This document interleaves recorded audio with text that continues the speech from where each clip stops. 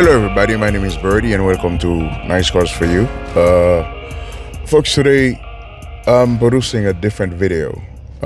It's not about an upgrade, it's not about a mode, it's not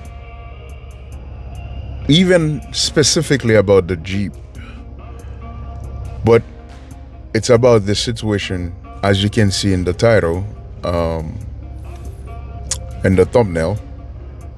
It's about the reality of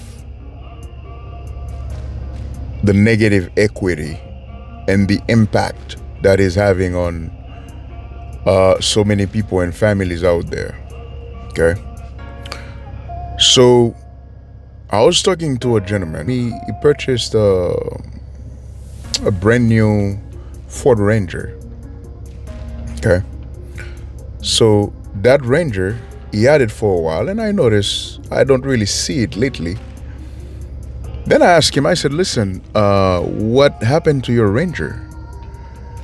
And then he quickly said, I got rid of it. And he went on to tell me there was some issues with the transmission.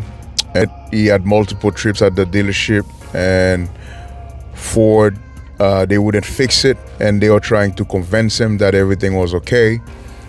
There was no issue with the truck, when he knew exactly something was really wrong because he was the one driving it.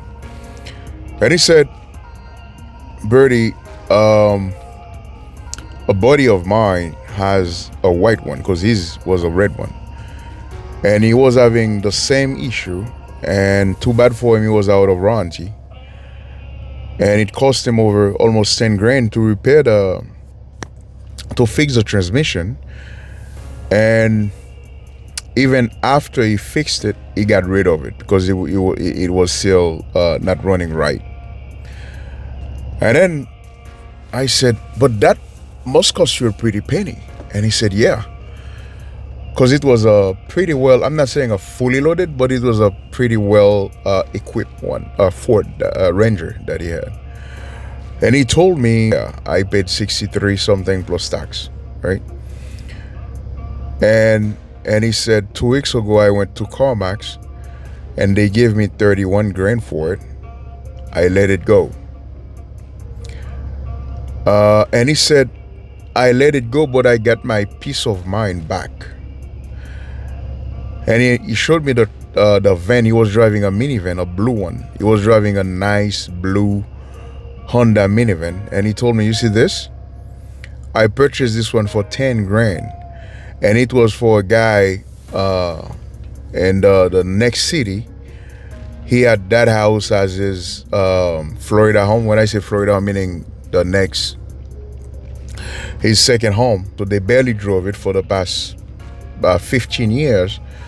So the car has 56,000 miles on it. But folks, I'm telling you, I'm looking at that van. Looks pretty nice. And he said, yeah, with this, I never have to worry about where I'm going, when I'm going, and what might happen. He put a $20,000 down payment, right?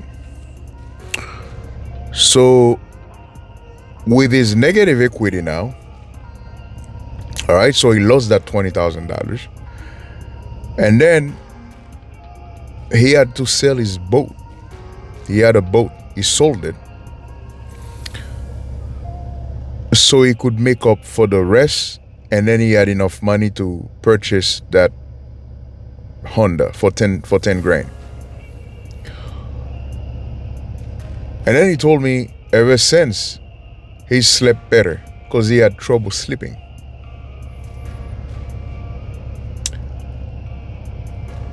Folks, this is about Ford just because he had a Ford, right? But this can apply for any type of vehicles.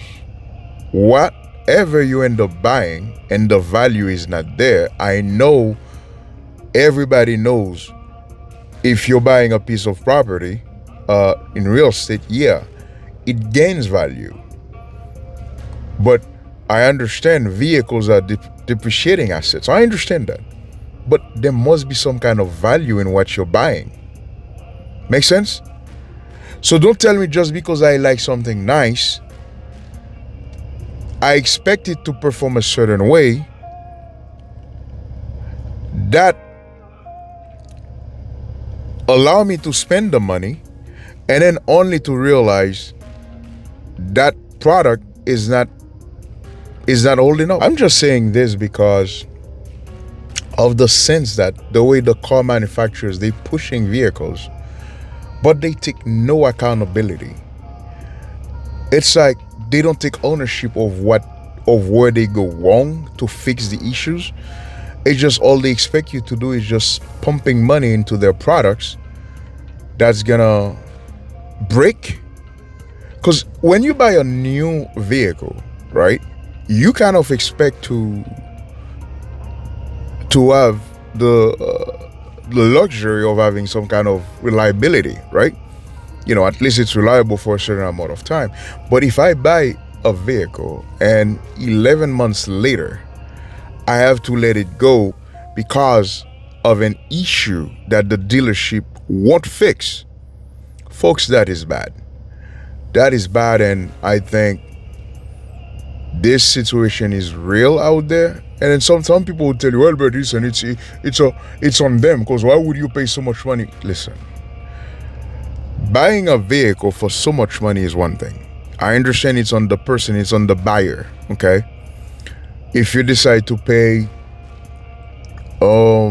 if you decided to pay market adjustment and you bought it was so expensive, yeah, I understand, it's on them. Here's what's not on the consumer, is the fact that he spent his hard-earned money, and then yet he spent it on a flawed product provided by the manufacturer. There's no accountability, no warranty whatsoever.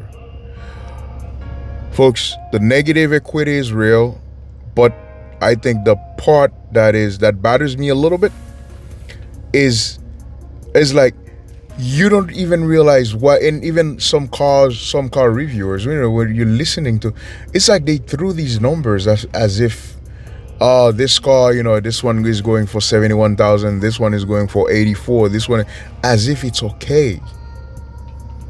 When the product is flawed, but yet you keep on pushing it, you're becoming part of the problem, folks. Okay? So,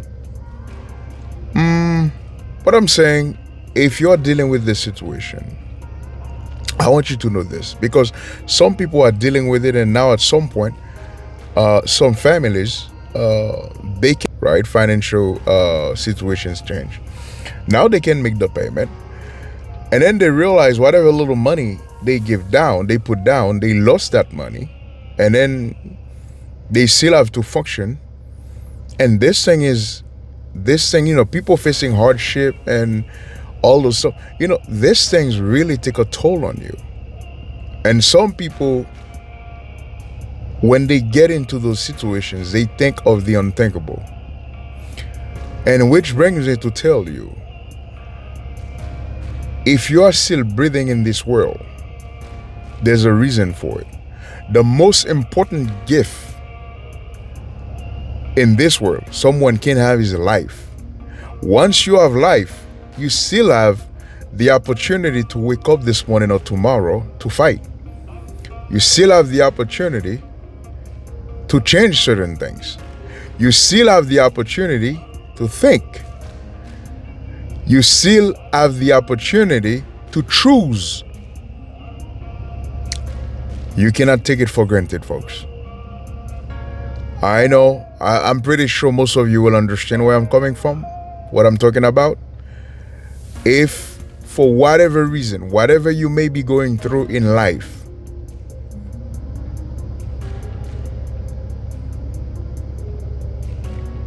always bear in mind, as long as you're alive, there's a reason you find yourself in the middle of it. There must be an opportunity. And it's just for you to find that opportunity and do something about it. Folks, my name is Birdie. Again, like I said, this is a different kind of video. Until next time, be safe.